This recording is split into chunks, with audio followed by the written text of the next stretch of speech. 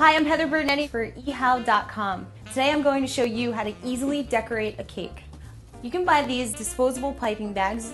They're in the shape of a cone, and I want to show you how to fill the bag now with icing. Here's what I do. I take my left hand and I make a cup and I fold the piping bag over my hand. Every piping bag comes with what they call a tip. This one just so happens to have a little star motif on the end of it. So I drop the tip in the piping bag so it comes out the end like so. I give it a little twist at the end with my right hand, pinching it with my left. Put it back on, and now I'm going to fill the piping bag with the icing. Just a spatula. Make sure you get all that good icing in there. Now this is my little technique here. I take two of my fingers and I pinch from the top and I slide the icing down towards the tip. You do it with your right or left hand. Now here comes the tricky part, where to hold it.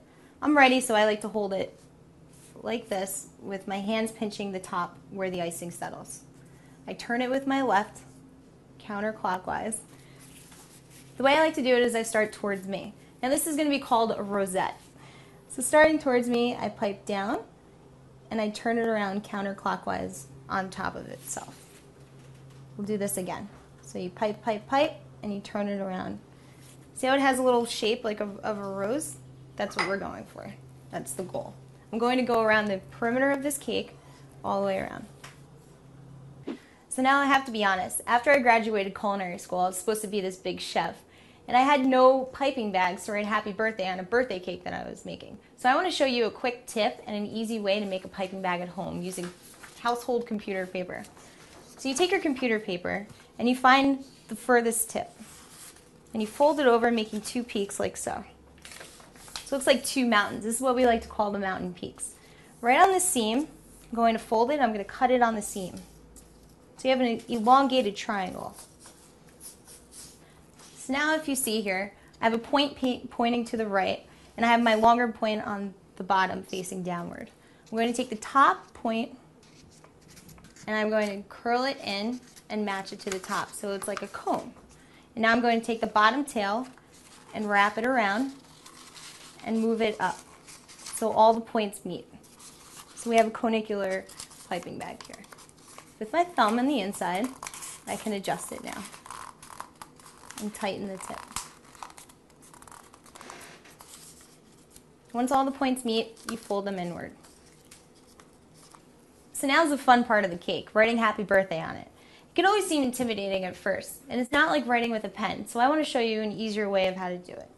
So I have store-bought chocolate that I melted for 30 seconds in the microwave. I'm going to take my paper cone and I'm going to fill it only a quarter of the way. You don't want to overfill it because if it oozes down to the top, you'll have a huge mess. Fold it over. You want your seam facing the opposite direction. And fold it with the seam facing outward. And now I can write. I suggest, if you can, before you actually write on your cake, to write on a test surface, like a piece of paper. Now here I go. I hold mine in my right hand. With my left hand, it's called your guiding hand, okay? I hold on to the piping bag with both hands, and now I'm going to write.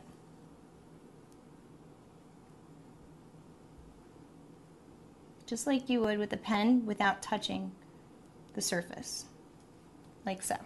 So now I'm going to do this to the cake. With a steady flowing motion, without stopping, I'm going to write happy birthday. You want to keep your piping bag elevated from the cake.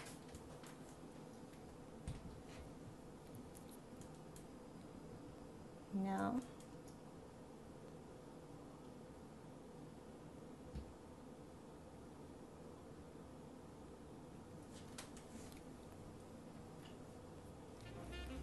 it may seem intimidating a little bit, but I swear to you it's easy. I'm Heather Bernetti for ehow.com. Catch me again.